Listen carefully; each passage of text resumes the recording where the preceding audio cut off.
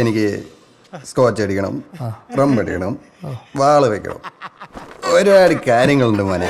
വിനീത് ശ്രീനിവാസൻ പ്രണവ് മോഹൻലാൽ കൂട്ടുകെട്ടിൽ പുറത്തിറങ്ങിയ super hit ചിത്രമായിരുന്നു ഹൃദയം. ഈ കൂട്ടുകെട്ടിൽ വീണ്ടും ഒരു ചിത്രം കൂടി പുറത്തിറങ്ങുകയാണ് വർഷങ്ങൾക്ക് ശേഷം. ഈ ചിത്രം ഉടൻ തന്നെ തിയേറ്ററുകളിൽ എത്തുകയും ചെയ്യും.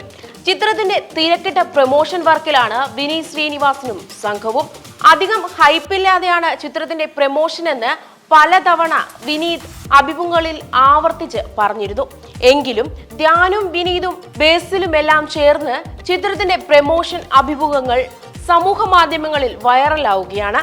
അടുത്തിടെ അവതാരിക വീണയുമായി വർഷങ്ങൾക്ക് ശേഷം ടീം നടത്തിയ അഭിമുഖം സോഷ്യൽ മീഡിയയിൽ വൈറലായിരുന്നു.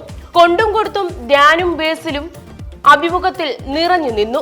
ഇപ്പോഴിതാ വൈറൽ അഭിമുഖത്തിന്റെ ബാക്കി എത്തിയിട്ടുണ്ടെന്ന് പറയുകയാണ് നടൻ അജു വർഗീസ്. അജു വർഗീസും വർഷങ്ങൾക്ക് ശേഷം എന്ന ചിത്രത്തിൽ ഒരു വേഷം ചെയ്യുന്നുണ്ട്.